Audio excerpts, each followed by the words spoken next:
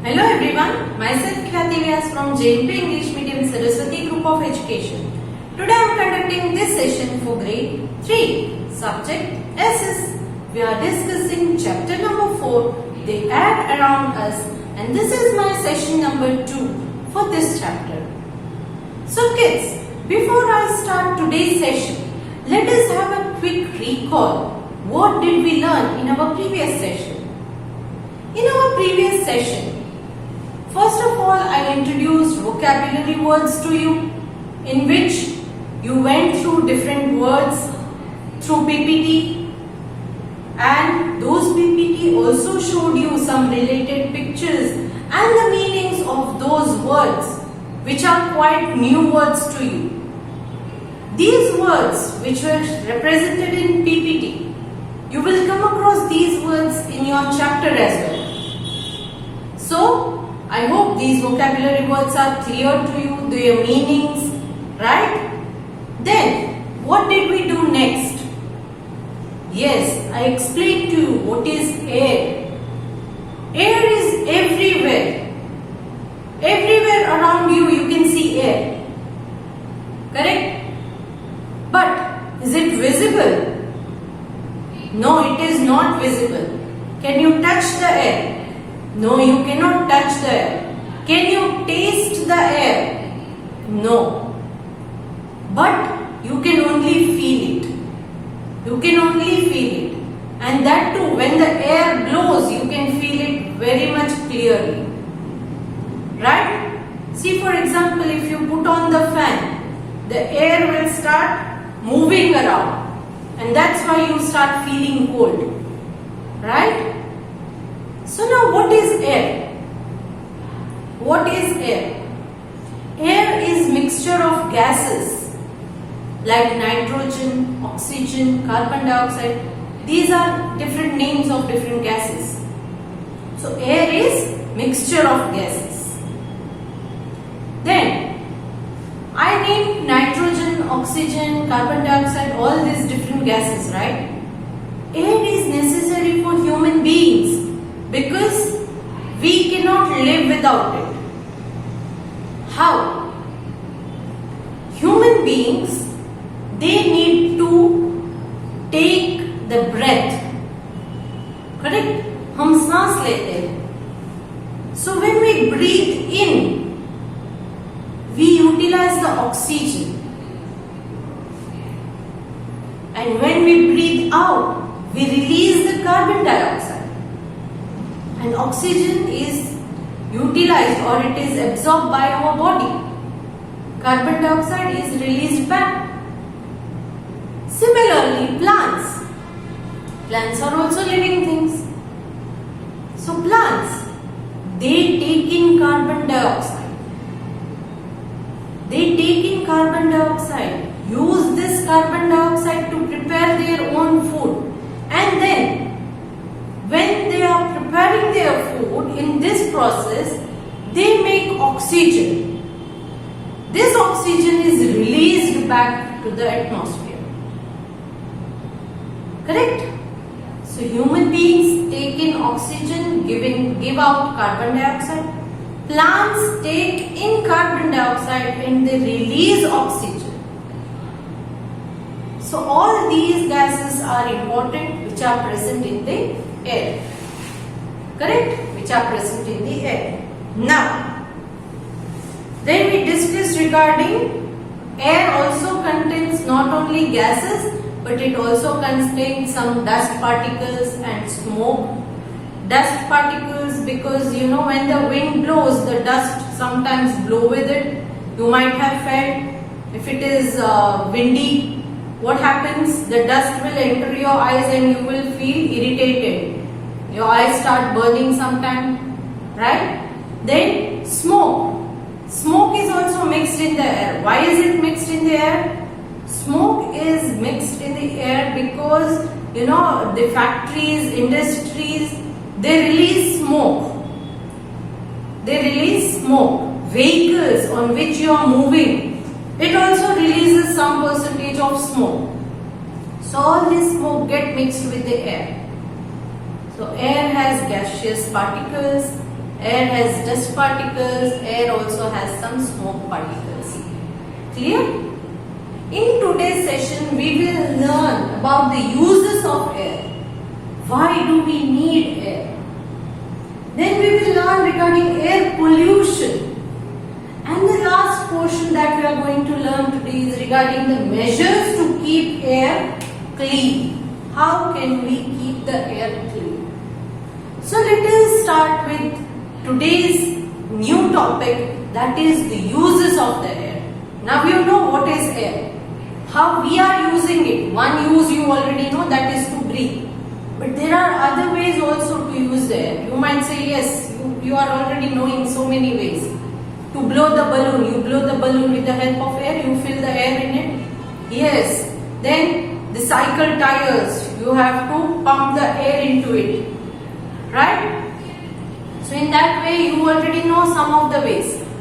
But let's look what is given in your book. All living things need air to breathe. That is true. Animals or birds, human beings, we all need air to breathe. सांस लेने के लिए. So if there was no air, there would be no plants, animals or people on the earth. So if air was not there, will it be able for us to survive over here? हम जिंदा रह पाएंगे? अगर air नहीं है तो oxygen नहीं मिलेगा, प्लांट्स को कार्बन डाइऑक्साइड नहीं मिलेगा, तो हम कैसे जिंदा रहेंगे? If you hold your nose tightly, keep your mouth closed just for few seconds, you will feel something is wrong with you, suffocated. Suffocation feel होने लगेगा. Why? Because you are not able to breathe. क्योंकि आप सांस नहीं ले पा रहे हो, आपने मुंह क्लोज रखा है, नोज को भी प्रेस करके क्लोज रखा है. So then, if this continues for a long time, the person might die. So air is necessary to breathe. Air is necessary to breathe, and without breathing we will not survive on this earth. There would be no life on the earth if there is no air. अगर air नहीं है तो earth के ऊपर life मतलब living things नहीं रह पाएंगे. Though we cannot see, smell or taste it, we breathe in air. हम उसे देख नहीं सकते, टेस्ट नहीं कर सकते, टच नहीं कर सकते, बट हम उसे ब्रीथ करते हैं. We breathe in, right? So breathing in air is important for humans and animals to live. Human beings and animals दोनों के लिए ये breathing का process सबसे जरूरी है. Because if we are not breathing, then we might die. Next, plants need air to make their own food. Plants need air to make their food because the carbon dioxide present in the air is utilized by the plants to prepare their food. If there is no carbon dioxide, then plants will not be able to prepare their food. And if they don't prepare their food, then how will they live? We all need food to survive. If you don't have food, will you be able to survive? So plants prepare their food and they survive. We eat these plants and we survive. हम plants को खा के जिंदा रहते हैं, but plants अपना food खुद बनाते हैं और इसीलिए जिंदा रह पाते हैं. अगर plants अपना food खुद नहीं बनाएंगे तो उनमें nutrition, उनमें energy रहेगी? No, they will die. And if plants will die, but obvious, human beings को कुछ भी खाने को नहीं मिलेगा, so we will also die. You might say that there are some people who are non-vegetarians, जो chicken, fish ये सब खा के जिंदा रहते हैं. But ये chicken है, वो hen में से निकलता है. तो hen तो vegetarian होते हैं, right? वो तो grains खाते हैं. तो प्लांट्स नहीं है तो hen को ग्रेन्स नहीं मिलेंगे, तो hen जिंदा रह पाएंगे? No. Fishes, they eat the plants which are available in the water. So if they will not get their food, will fishes be alive? Fishes will not be alive. So in that way, all the living organisms, they are interconnected to each other. They are interconnected. and that is why all living organisms, whether they are plants or animals, birds, human beings, all need air to survive. Fast moving air is called wind. जो air एकदम fast move करती है ना, movement करती है, उसे wind कहते हैं। क्या कहते हैं? विंड। नॉर्मल डेज में आप अगर देखो तो एयर होती है, मगर आप सिर्फ उसे फील कर सकते हो थोड़ा, बट जिस दिन विंडी होता है तब आप देखोगे, if you put your clothes out in the veranda to get them dried, they keep blowing here and there, that time it is windy. क्यों वो मूवमेंट कर रहे हैं clothes? Because the window is blowing, wind blow हो रही है, fast moving air है जिसको विंड कहते हैं। इसीलिए आपके जो कपड़े आपने सुखाने के लिए बाहर डाले हैं वरांडा में, वो मूवमेंट कर रहे हैं, क्योंकि एयर की जो या विंड की प्रेशर है वो कपड़ों को पुश करती है, right? So the fast moving air is called wind, is used for drying clothes, कपड़े सुखाने के काम आती है fast moving air, right? For example rainy season में क्लोथ्स बाहर वरांडा में आप नहीं डाल सकते, because it might get wet, बारिश आएगी तो कपड़े गीले हो जाएंगे। तो आप क्या करते हो, रूम के अंदर आपकी मम्मा कपड़े को ड्राई करने के लिए सुखाने के लिए रख देती है, बट अगर उसको जल्दी सुखाना है तो मम्मा क्या करेगी, रूम का फैन भी ऑन कर देगी ताकि कपड़े जल्दी से सूख जाए, क्योंकि तब विंड की मूवमेंट या एयर की मूवमेंट फास्ट हो जाती है। So it is used to dry your clothes. Then flying airplanes, aeroplanes जो फ्लाई करते हैं उसके लिए भी यहाँ पर आपको विंड की जरूरत है, एयर की। सेलिंग शिप्स, जो शिप्स होती है जो एयर की मूवमेंट पर डिपेंड करती है, उनकी मूवमेंट, वैसे शिप्स जो होती है, राइट, उनके लिए भी चाहिए। देन मूविंग विंड मिल्स, पवन चक्की, करेक्ट, आपने देखी है ना? यस, हाईवेज पर अगर कहीं कहीं फील्ड में अगर आपने देखी है तो आपने ऑब्जर्व किया होगा कि उनकी जो ब्लेड्स हैं वो भी रोटेट करती है ड्यू टू विंड, और जितनी विंड ज्यादा स्ट्रांग होगी उतनी फास्ट मूवमेंट करेगी ये windmill. And turbines, windmill and turbines they are same। जो मॉडर्न इलेक्ट्रॉनिक विंडमिल होती है उनको हम टर्बाइन्स कहते हैं, and they are used to generate electricity. See, it is given there. What are turbines? Modern windmill used to generate electricity। Modern windmill जो होती हैं जिनसे इलेक्ट्रिसिटी प्रोड्यूस होती है उनको टर्बाइन्स कहते हैं। क्या कहते हैं? Turbines. A windmill produces energy from wind। Windmill किससे एनर्जी प्रोड्यूस करती है? विंड से, क्योंकि विंड है तो ही उसकी ब्लेड्स रोटेट करेंगी, और अगर वो रोटेट करेंगी तो ही एनर्जी प्रोड्यूस होगी। सो विंड सबसे जरूरी है विंडमिल्स में से एनर्जी प्रोड्यूस करने के लिए। This energy can be used to pump water and grind grains. इस एनर्जी को वाटर को पंप करने के लिए, अंडरग्राउंड वाटर को पंप करके बाहर निकालना है तो उसके लिए, एंड ग्राइंड ग्रेन्स, आपके जो ग्रेन्स है ना उनको पाउडर करके ग्राइंड करने के लिए काम आती है। Turbines are used to produce electricity. Turbines में से इलेक्ट्रिसिटी भी प्रोड्यूस होती है। Electricity, the one which we use in fans, lights etcetera.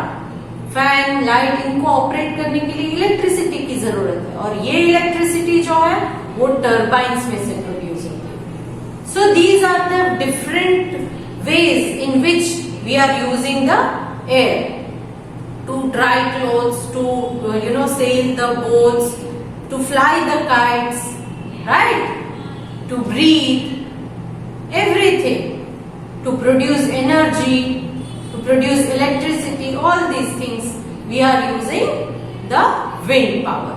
wind की जो पावर है उसको हम यूज करते हैं। Now what is air pollution?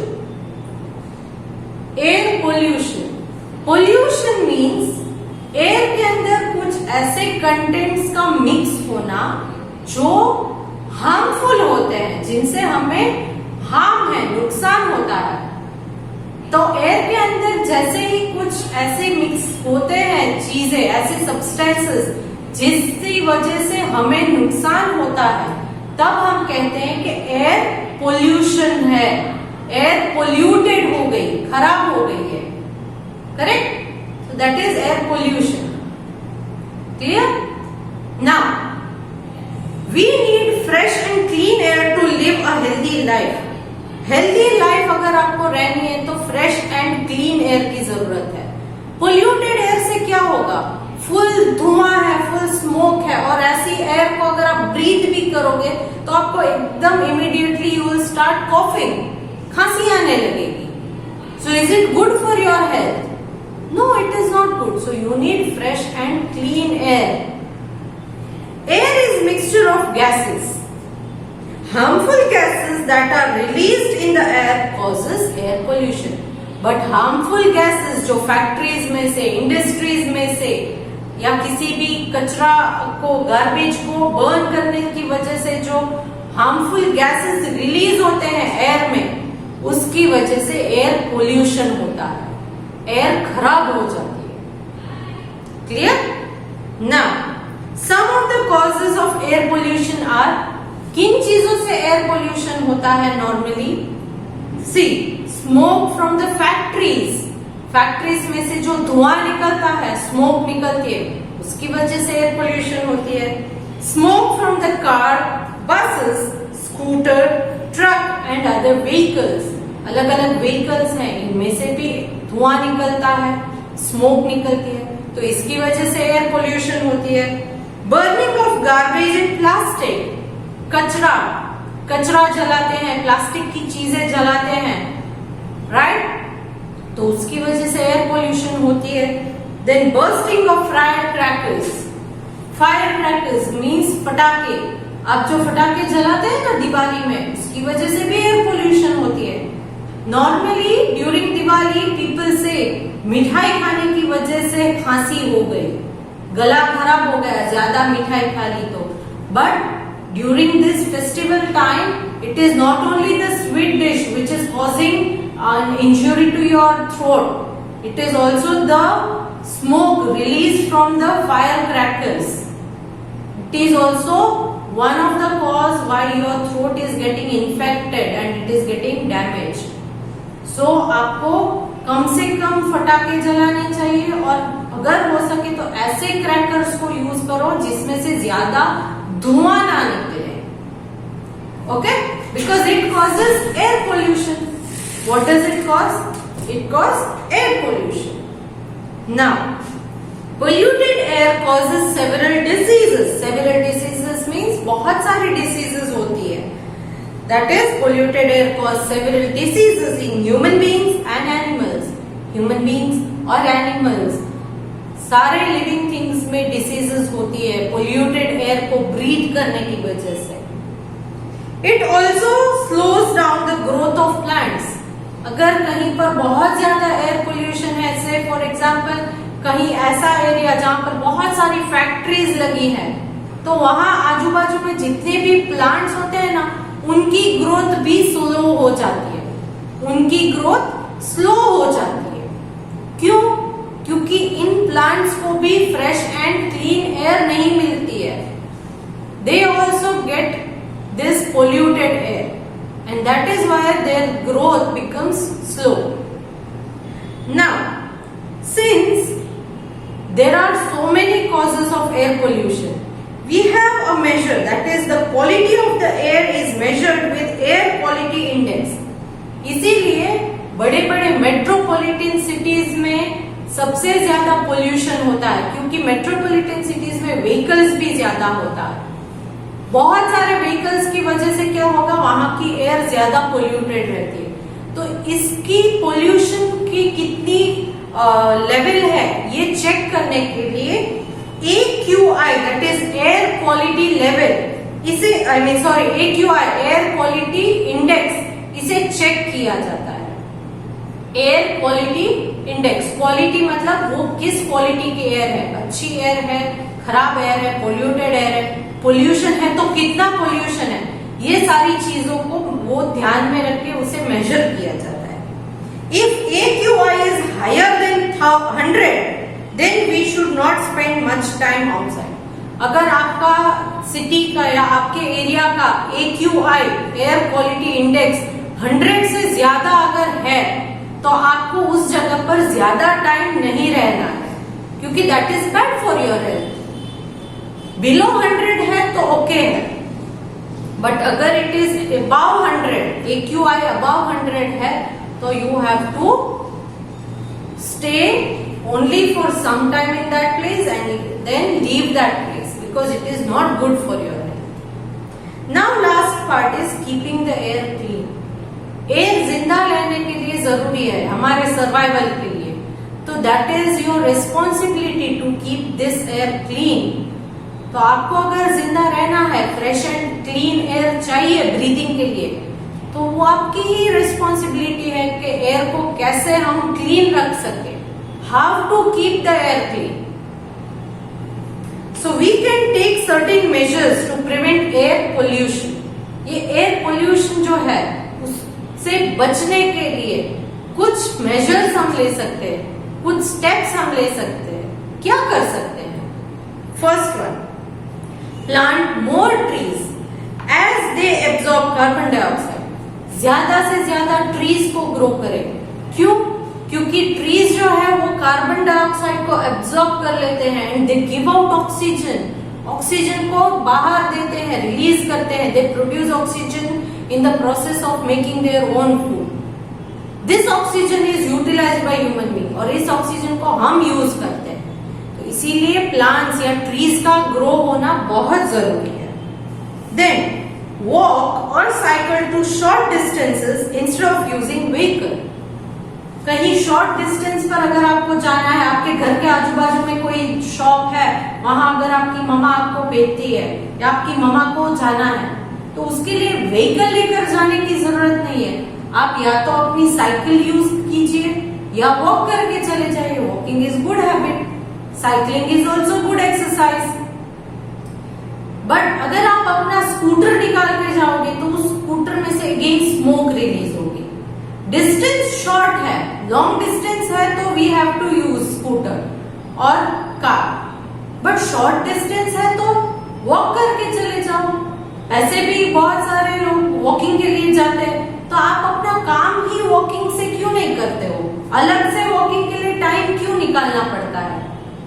काम भी हो जाएगा, वॉकिंग भी हो जाएगी. अगर आप अपने घर के आजू बाजू में चलकर ही जाते हो काम करने के लिए तो. प्लस साइकिल है घर में तो साइकिल यूज कीजिए. It is good exercise. Cycling is very good exercise. तो इससे भी एयर पोल्यूशन कम होगी, क्योंकि आपने व्हीकल नहीं यूज किया. साइकिल में से तो कोई स्मोक नहीं निकलती है, राइट? तो आपकी एयर क्लीन रहेगी, वहां पर स्मोक रिलीज नहीं होगा एयर में. Then not burn garbage. कचरे को जलाना नहीं है. So do not burn garbage. कचरे को जब हम गार्बेज को जलाते हैं, बर्न करते हैं, उसमें से धुआं निकलता है. इस कचरे के अंदर प्लास्टिक्स, ये वो, पेपर, सारी चीजें मिक्स्ड होती है और इससे जो स्मोक निकलती है it pollutes the air. Air का पोल्यूशन होता है, तो इसीलिए कचरे को मत जलाओ. Then not burst fire crackers. As I told you, festivals के वक्त, शादी है, ये है, वो है, ऐसी कोई ओकेशंस के वक्त फटाकों को मिनिमम आप यूज कीजिए, क्योंकि इन फायर क्रैकर से भी स्मोक निकलती है, which is released in the air and it makes air polluted, and this polluted air is harmful for all living things. Okay, so this was all regarding the air around us. Here we have completed the explanation part of this chapter. I want you all to read this chapter once before I discuss the chapter exercise. Text book में जो आपकी exercise है वो next session में हम discuss करेंगे, but उससे पहले आपको ये पूरा चैप्टर एक बार रीड करना है. डिफिकल्ट वर्ड्स है तो उनके प्रोनाउंसिएशन सीखिएगा. Okay, and along with this video I am sending the PDF, your homework. Read the instructions properly and do your work with good handwriting. and no spelling mistakes. Okay? So chalo. If you have liked this video, please click on the like icon. Bye. See you in the next session.